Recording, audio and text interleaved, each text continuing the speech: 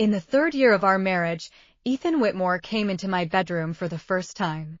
The next afternoon, I told my best friend, Claire Dawson. Her coffee cup stopped halfway to her lips. "You slept together?" I blinked at her. The question was so blunt that I laughed from embarrassment. "We've been married for 3 years, Claire. We couldn't keep living like roommates forever." I expected her to tease me. She had been the one who pushed me to confess my feelings to her brother in the first place. Instead, the color drained from her face. Was it his idea? That was when I finally noticed how tightly she was gripping the cup. "Claire." She stood so fast that her knee struck the table. Coffee spilled across the white linen and ran over the edge. "I just remembered I have somewhere to be." She grabbed her purse and hurried out, leaving her coat on the back of the chair. I sat there staring after her. For the first time, I thought her reaction didn't look like that of a sister hearing that her brother and his wife had finally started acting like a married couple. It looked more like the reaction of a woman who had just learned that the man she loved had touched someone else. I told myself I was being ridiculous. The following night, I heard Claire ask my husband, "Why did you touch her?" That was when my marriage began to rearrange itself in my head. The Whitmore Foundation was hosting a private donor reception at a hotel downtown. Ethan disappeared halfway through the evening. I had a folder he needed before a board dinner the next morning, so I went looking for him. I found Claire's voice first. The hotel garden was almost empty, separated from the ballroom by a stone corridor covered in ivy. I stopped before turning the corner. Claire stood with her back to me. Ethan was in front of her, jacket unbuttoned, jaw tight.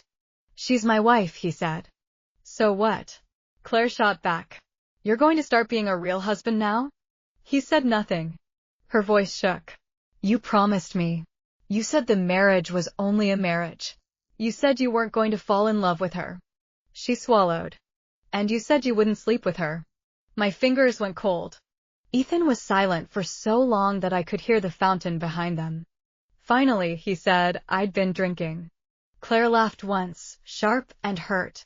"And being drunk made you sleep with her?" "I'm not saying I thought she was someone else." He looked directly at Claire. "I knew it was Amelia." Claire froze. Then Ethan lowered his voice. "But when I closed my eyes, I was thinking about you." Something inside me went completely still. The night before, Ethan had kissed me first. He had held me first. He had stayed in my room until morning for the first time in 3 years. I had barely slept because I had been too happy. I had lain beside him thinking that maybe time had finally done what I had hoped it would do. Maybe even the coldest person could be moved by 3 years of patience. I had been wrong. He knew who was in his arms. He simply wanted someone else. Claire's eyes filled with tears. "You're a bastard, Ethan." She grabbed his forearm and bit him hard enough to make him hiss. He didn't pull away. When she let go, a red crescent of teeth marks showed against his skin. "Feel better?" he asked quietly. "Don't touch me." He didn't.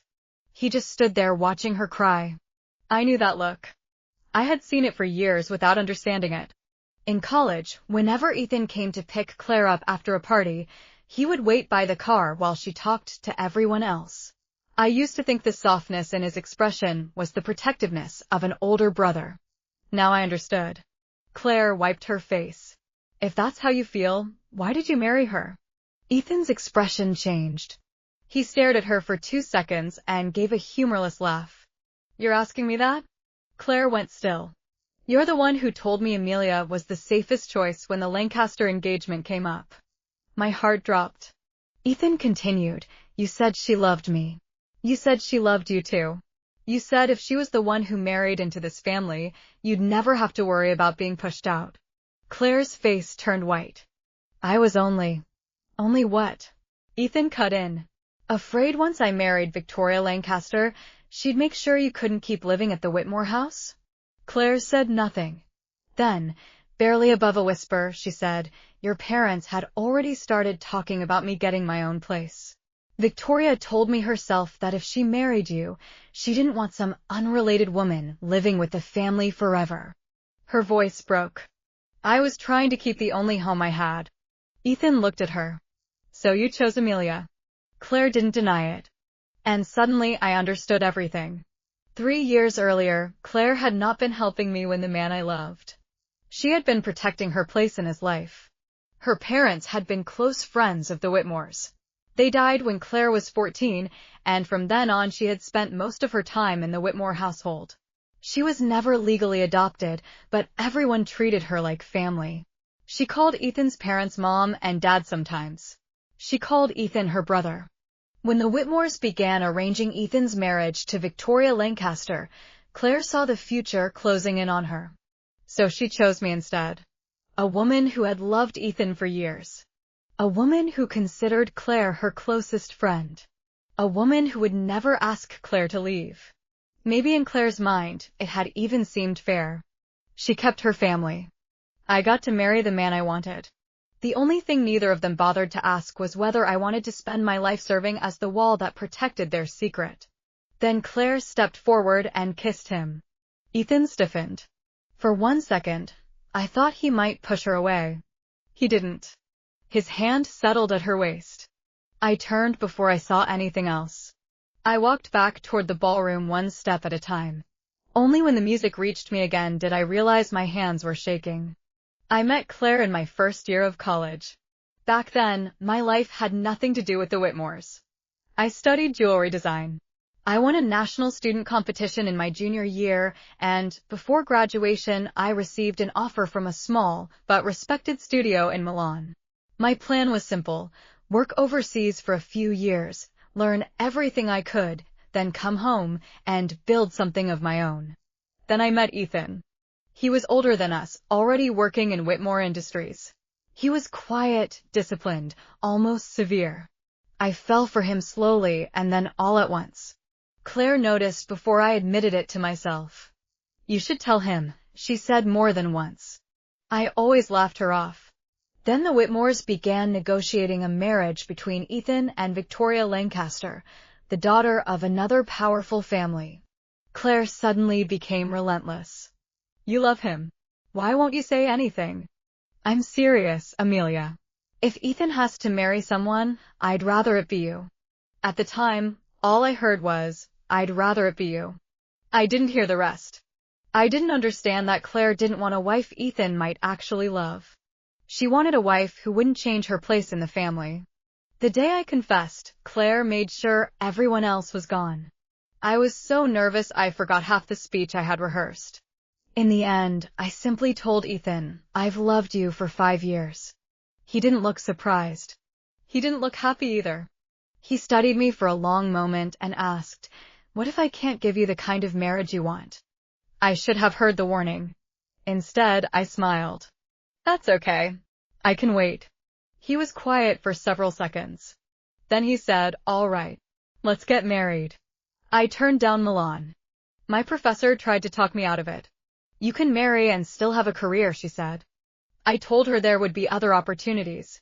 There always were, I thought. After the wedding, Ethan and I lived in separate bedrooms. He was busy. He traveled constantly. He didn't want children yet. There was always a reason, and I was always willing to give him a better one. His parents asked questions. I defended him. Friends joked about how little we were seen together. I said his work was demanding. I had already waited 5 years for him. What were a few more? I believed patience was proof of love. Now I saw it differently. Before our wedding, Ethan had told me the truth. He had said he could not give me the marriage I wanted. It had not been caution. It had not been vulnerability. It had been a warning. I had simply been too in love to hear it as anything but hope. The next morning, I called a divorce attorney. Her name was Rachel Cohen. She listened without interrupting while I explained the essentials. 3 years married, mostly separate finances, no children, a house owned through a Whitmore family entity, and a husband who had no idea I was sitting in a lawyer's office. When I finished, she asked, "Are you sure?" I looked at my wedding ring. Then I took it off. Yes. Because our finances were already largely separate, there was less to untangle than people might have assumed. I didn't want a war over Whitmore money. I wanted out. Rachel began preparing the petition, a proposed settlement, and the documents I would need to establish a separate residence. I did not confront Ethan. I did not call Claire. I went home and started packing. Jewelry Ethan had given me. Dresses. Handbags. The few photographs of us together. Box by box, the room became lighter. At the bottom of a cabinet, I found an old jewelry monograph from college. Ethan had given it to me at graduation because he knew I had wanted it. Inside was the letter from the Milan studio. The paper had yellowed at the edges. I sat on the floor holding it and wondered, for the first time in years, where I might be if I had gone. That night, Ethan came home and saw the boxes by the door. "What are you doing?" "Clearing out old things." He opened one box and saw a pair of earrings he had bought me. "You're getting rid of these too?" "I don't wear them." He frowned as though he had finally noticed that something in the room was different. Then the doorbell rang. Claire stood outside. "Ethan, don't forget the foundation gala tonight." His attention moved to her immediately. She was wearing a pale off-the-shoulder dress. His first words were change. Claire smiled. "Why?" "Afraid someone will ask me out." He didn't answer. I stood a few feet away and remembered our anniversary the year before. I had worn a dress with almost the same neckline. Ethan had barely looked up from his laptop. I used to think he simply didn't notice women's clothes. He noticed. Just not mine. At the gala, a young investor asked Claire to dance. Ethan declined for her before she could answer. One of his uncles laughed. "She's 26, Ethan. You can't screen every man who talks to her." "She's not in a hurry," Ethan said. A Whitmore Industries director named Paul Myers joined them with a glass of champagne. He smiled, but his warning was clear. "Your CEO vote is next month. Probably a good time to keep old rumors from becoming new ones." His gaze flicked toward Claire. Ethan's expression hardened. His father, Charles Whitmore, said nothing. I noticed the tension, but I didn't yet understand it. Later, Ethan's mother insisted that we dance. People watched us move onto the floor. Someone said, "They look perfect together." A year earlier, those words would have carried me for days. Now I felt nothing. Halfway through the song, a drunk guest grabbed Claire's wrist near the bar. Ethan let go of me without hesitation. He crossed the room and shoved the man away. Every head turned, including Paul Myers's. I stayed where I was. For the first time, I did not follow. After that gala, Ethan changed. He started coming home on time. He asked whether I had eaten. He brought flowers. Then he mentioned an amusement park I had asked him to visit with me more than once during our marriage. "Let's go Saturday." A month earlier, I would have been unable to sleep from happiness. Now the only thing I wanted to know was why. One night, I woke after midnight and saw the line of light under his study door. For 3 years, whenever Ethan worked late, I would go downstairs and make him coffee. He had a sensitive stomach. I knew exactly how much milk to add so he could drink it without pain. That night, I lay there for a few seconds. Then I turned over and went back to sleep. The next morning, half a cup of cold coffee sat beside the sink. I saw it. For the first time, I left it there. That was when I understood something important. Leaving a person does not begin when you walk out the door. Sometimes it begins the first time you decide not to do one more unnecessary thing for them. We went to the amusement park. Ethan carried my bag. He waited in line with me. When the temperature dropped, he handed me his jacket without being asked. It was almost an exact copy of the marriage I had once imagined. At the top of the Ferris wheel, fireworks began over the river. I turned toward him. He was texting. I caught one line on the screen. "I promised you nothing will change. Give me a few more days." There was no name visible. There didn't need to be. I looked back at the fireworks. I didn't ask what he meant. When you are truly preparing to leave, many questions stop feeling worth the answer. That evening, we had dinner at a new restaurant. Halfway through the meal, Claire arrived. "What a coincidence," she said with a smile. Ethan did not look surprised. Neither did I. 30 minutes later, smoke began pouring from the kitchen corridor. The alarm sounded. The restaurant erupted into movement. People rushed toward the exits, and I was pushed into a different stairwell from Ethan and Claire. I was almost outside when I realized Claire had been seated closer to the kitchen. Maybe habit is faster than anger. Maybe 3 years of caring does not vanish on command. Whatever the reason, I turned back. Near the intersection of 2 hallways, I saw Ethan with Claire. "Amelia isn't out," Claire said. She went toward the restrooms. "Go find her." Ethan tightened his grip on her arm. "You're leaving first." "But she's an adult." There was no hesitation in his voice. "I'm only worried about you right now." I stood in the smoke and did not take another step toward them. Something inside me, something that had survived the garden and the gala and every cold year before them, finally died. I turned around and found my own way out. That night, I sealed the last box. Then I texted Rachel. "File it." Strangely, Ethan became even more attentive after that.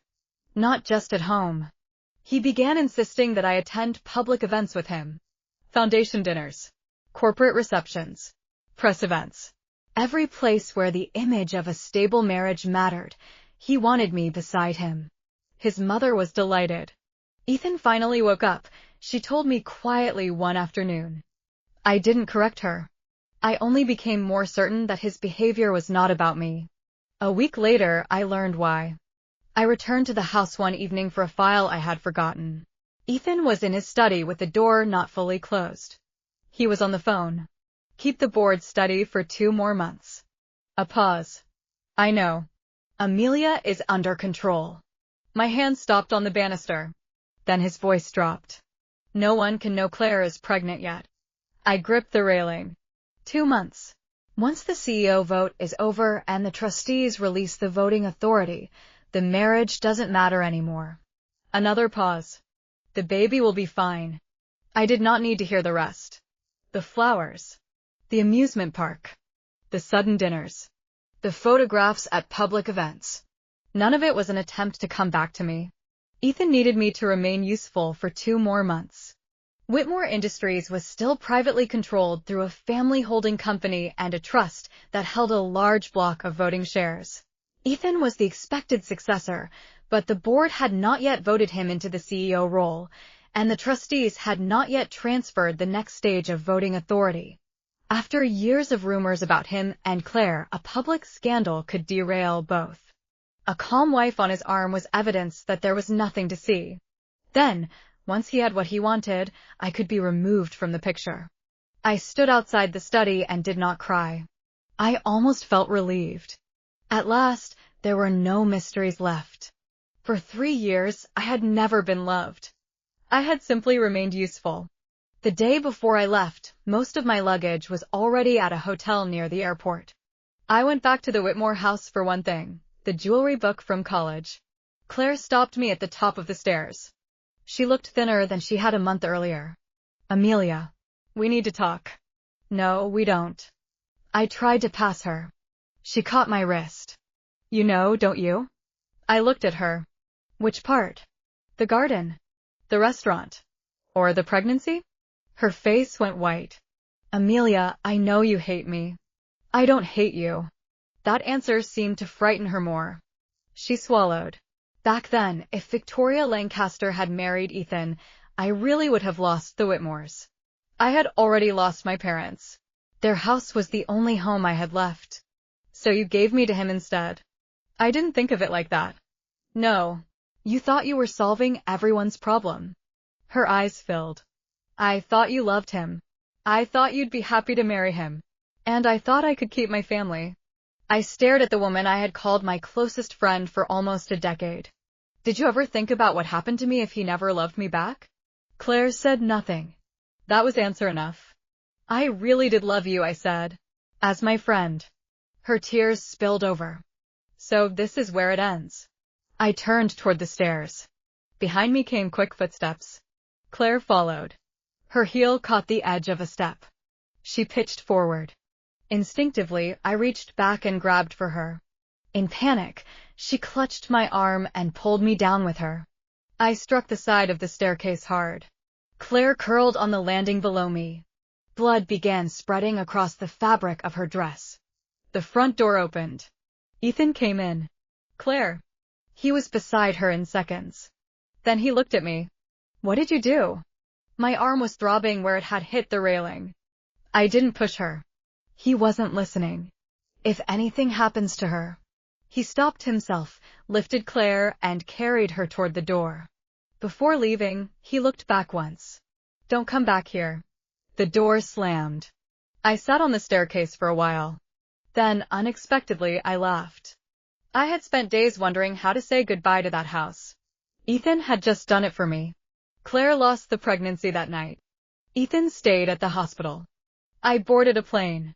2 days later, a process server delivered my divorce petition and proposed settlement to Ethan. He did not come after me. He did not fight the filing. At first, what he felt was not heartbreak. It was relief.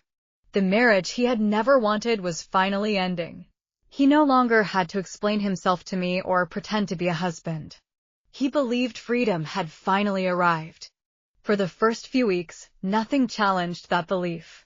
Claire was grieving the pregnancy, and Ethan poured all of his attention into her.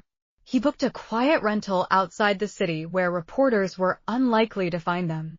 He cooked badly, ordered whatever she could keep down, and sat beside her on nights when she woke crying. For the first time in years, they did not have to invent reasons to be in the same room. When my attorney sent over the first settlement proposal, Ethan signed almost everything without argument. He kept the house because it had never legally been ours.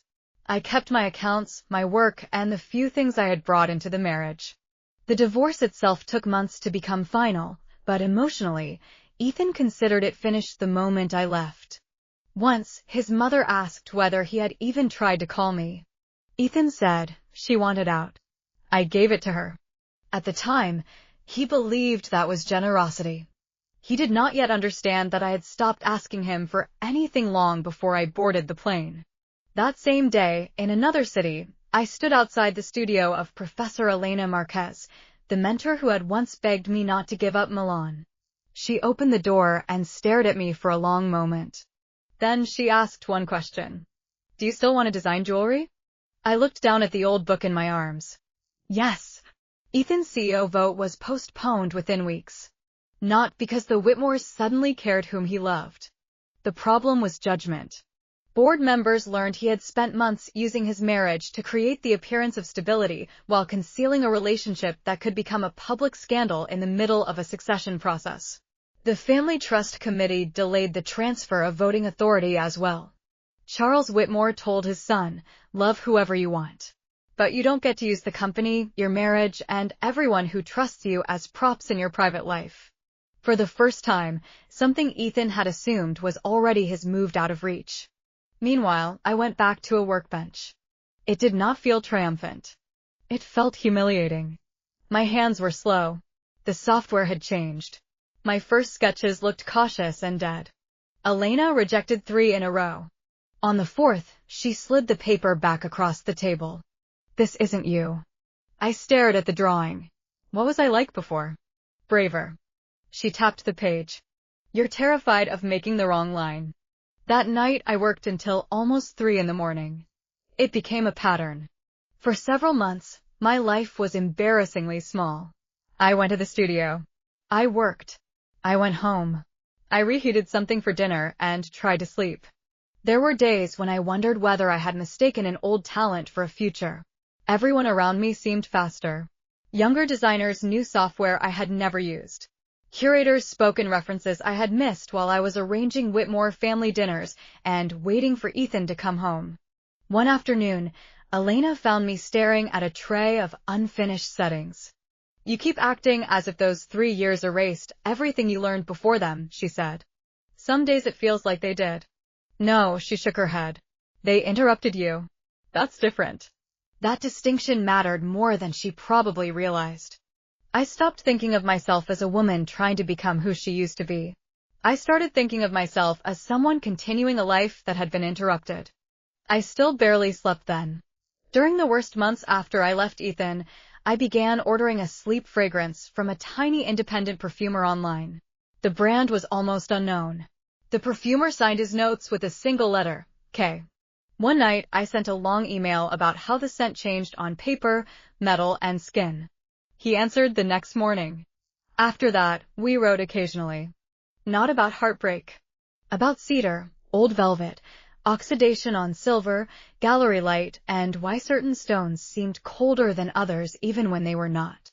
Once he asked me, if a piece has cracked, does restoration always mean making it look exactly as it did before? I stared at the question for a long time. Then I wrote back, maybe it doesn't have to. Ethan and Claire moved out of the Whitmore family home. For the first time, there was no one keeping them apart. The early months almost convinced them that they had been right all along. They rented a modern apartment with none of the family photographs or old expectations of the Whitmore house. Claire picked the furniture. Ethan learned which grocery store stayed open late. They ate takeout on the floor before the dining table arrived and laughed about how little either of them knew about ordinary domestic life. For a while, it felt romantic precisely because it was difficult. Every inconvenience seemed like proof that they had chosen each other over comfort. But difficulty changes when it stops being temporary. No parents. No gossip they needed to deny. No wife standing between them. At first, they were happy. Ethan invested with an old friend in a specialty automotive shop. He had always loved performance cars, and for the first time he was building something that did not carry the Whitmore name. Claire took a job at a brand communications agency. They began living like two ordinary adults instead of two people locked inside a secret. One night, Ethan drove to pick her up from work. Claire reached the car and did not get in. "You can go home," she said. "I'll take the subway. It's late." "I know. I don't like you traveling alone this late." Claire looked at him for several seconds. "Ethan, I'm not the girl who needs you to decide everything for her anymore." He went quiet. She looked down the street. "If one day I don't need you to fix everything, choose everything, protect me from everything, what are we?" He did not have an answer. Neither did she. The question stayed between them. After that, Claire began making more decisions without telling him first. She accepted client trips. She stopped asking whether he approved of every dress she wore. When one of her coworkers invited the team out after a launch, she simply texted Ethan that she would be late instead of asking if he minded. None of those things were betrayals. That was the problem. Ethan discovered that the independence he should have wanted for her made him uneasy. Protecting Claire had been part of his identity for so long that he did not know what loving her looked like when she no longer needed to be rescued. Claire, meanwhile, began to understand how much of her love had been tangled up with being the one person Ethan would choose over everyone else. They still cared about each other. But for the first time, caring was not enough to answer the question of what kind of life they actually wanted. 2 years passed. I did not become famous overnight. I did not walk away from a bad marriage and wake up transformed into someone extraordinary. I simply returned to the person I had been before I stopped choosing myself. I cataloged old pieces, assisted on restorations, researched provenance, took small design commissions. I joined an international arts foundation and worked on 3 major jewelry exhibitions. My second exhibition earned a short mention in an industry magazine. On the third, I was given my own section to curate. That project combined jewelry, material history, and scent. During a planning meeting, someone asked if we knew an independent perfumer who might understand what we were trying to do. I thought of Kay. Our team contacted the brand. That was how I discovered he was based in the same country. By then, Kay and I had been exchanging occasional emails for more than a year. He knew I worked with jewelry, but he did not know the details of my marriage. I knew he traveled for materials and had once studied chemistry before moving into fragrance, but I did not know his age or even what city he lived in. That distance had always felt safe. We never asked each other for more than the conversation in front of us. So when the foundation told me Kay had agreed to consult on the exhibition, I was more nervous than I expected. It felt strange to put a face to someone who had existed for so long as black text on a white screen. At our first collaboration meeting, I opened the conference room door and found a man in a light gray jacket already seated inside. He stood. "Amelia Carter?" "Yes." He smiled. "Julian Keene." Then, with a small shrug, he added, "Kay." I stared for 2 seconds and laughed. "So you're real." I was going to say the same thing. There was no grand sense of fate. No rescue. No instant romance. Our first argument happened 40 minutes into the meeting. Julian wanted a warm amber note in the section displaying late 19th century mourning jewelry. I thought it made the room feel sentimental when the objects themselves were already emotionally heavy. You're trying to make visitors feel sad before they've even looked at anything, I told him. I'm trying to give them an atmosphere. You're giving them instructions. He stared at me for a second, then smiled. So you're exactly as difficult in person as you are by email. I laughed to spite myself. And you're more annoying. By the end of the afternoon, we had thrown out both of our original ideas and built a better one together. That was how it continued. We worked. We disagreed. We ate late dinners because neither of us noticed the time. Sometimes we talked about books or cities or why a certain museum made terrible coffee. He never asked me to explain the scar my marriage had left on me. I never needed him to prove he was different from Ethan. Two people who had spent years doing their own work finally ended up at the same table because of something they genuinely cared about. That was enough. A month later, our exhibition opened. I saw Ethan there. 2 years had changed him. The sharpness I remembered had softened. There were tiny marks across the backs of his hands, the kind you get from working around tools and engines instead of conference tables. He stood at the edge of the reception watching me. When I recognized him, I simply nodded. Hi. His throat moved before he answered. Hi, Amelia. Someone called my name.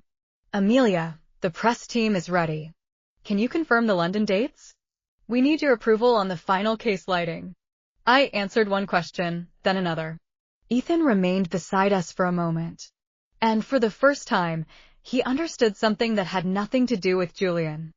I had not rebuilt my life so that Ethan Whitmore would regret losing me. I had rebuilt it because it was mine. He was no longer part of the calculation. For a second, something changed in his face. He had known abstractly that I had once wanted a career. He had even bought me books about jewelry when we were dating. But he had never asked what happened to that version of me after the wedding. Looking around the gallery, he was forced to see the answer. She had not disappeared. He had simply stopped looking. When did you start designing again? He asked. After I left.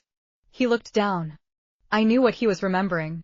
Years earlier, when Milan offered me a job, Ethan had said, if we're getting married, one of us should probably have a more stable schedule. I had stayed. He had forgotten. Julian appeared beside me with a glass of warm water. You said your throat was bothering you. Thanks. Ethan looked at him. And you are? Julian Keene. I added, we work together. I did not explain further. I did not owe him an explanation.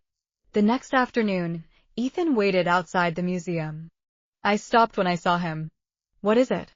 He took a breath. The stairs. I waited. Months after you left, I finally reviewed the security footage. He looked down before continuing. Claire told me she had slipped. I didn't believe her at first. I thought she was trying to protect you because she felt guilty. His mouth tightened. So I asked the estate manager for the camera recording. My face did not change. You didn't push Claire. No. You tried to catch her. Yes. His voice dropped. Amelia, I'm sorry. 3 years earlier, I would have traded almost anything for those words. Now they landed without weight. Anything else? He stared at me. I realized later that I wasn't as indifferent to you as I thought. I smiled, but there was no cruelty in it. You weren't attached to me. His brow tightened. You were attached to being loved by me. He went completely still. I let the silence stay between us. The part that hurts you now isn't that I left. It's that you finally learned I could stop loving you. I walked past him and into the museum. This time, Ethan did not follow. 3 months later, Claire accepted a position in another city. On the night before she moved, she and Ethan sat in the apartment they had once believed would prove everyone wrong. Claire said, I used to think if we could just be together openly, I could give up anything. She looked around the room. Then we actually had to build a life, and I realized we never learned how. Ethan asked, do you have to go? Yes. Why? Because I want to know who I am when I'm not being protected by you. They did not scream. Neither of them betrayed the other. They simply admitted that the thing they had once fought so hard to possess had not automatically become happiness once it was theirs. Claire left the next morning. Ethan kept the apartment for another month, then moved closer to his shop. He did not collapse. He did not lose everything. The business slowly became profitable, and for the first time in his life, the results belonged to work he had done without his family name carrying him through the door. That was probably good for him. But by then, whether Ethan Whitmore became a better man was no longer part of my story. 6 months later, the final stop of our exhibition opened in Paris. After closing one evening, I stood alone in the gallery adjusting the light above my newest piece. I had named it What Remains. It was a simple brooch with a visible fracture running through the center. I did not hide the break. I set tiny diamonds along it instead. Under the gallery light, the brightest part of the piece was the place that had once been broken. Earlier that day, a journalist had asked me why I chose the title. I told her I used to think a damaged thing had to be restored to its original form before it could be whole again. I looked at the brooch. Now I think some things don't need to go back. People included. Footsteps sounded behind me. Julian approached and handed me a small unlabeled perfume bottle. I sprayed a little onto a blotter. Wet grass after rain. A pale white flower. Warm wood underneath. What's it called? I asked. It doesn't have a name yet. He put his hands in his pockets. You name it. I thought for a moment. After dawn. He smiled. After dawn it is. We walked toward the exit together. At the door, Julian said, Are you busy tomorrow afternoon? Sleeping. The day after? Working. The day after that? I turned to him. What exactly are you trying to ask me? For the first time since I had known him, he looked almost awkward. There's a town a couple of hours from here. Apparently the stars are incredible when the sky is clear. He paused.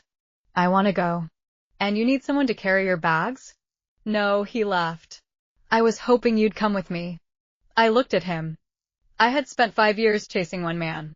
Then 3 more waiting for him to turn around. It took me a long time to understand that love should not feel like an endless pursuit. You should not have to guess your place every day. You should not have to prove you deserve to be chosen. And you should never have to hand someone your entire life while you wait for them to decide whether they value it. A good person can walk beside you without standing in your way. I smiled. What time? Julian blinked. You choose. 3. Done. We pushed open the museum doors. Paris had just had rain. The street shone under the lamps, and the sky over the rooftops was beginning to lighten. Julian walked a few steps, then turned around. Where first? Breakfast. And after that? Work. And then? I looked at the pale edge of morning appearing above the city. Then I live my life. The day I left Ethan, I thought I was losing years of my life. It took me time to understand the opposite was true. That was the first day I finally gave the rest of it back to myself.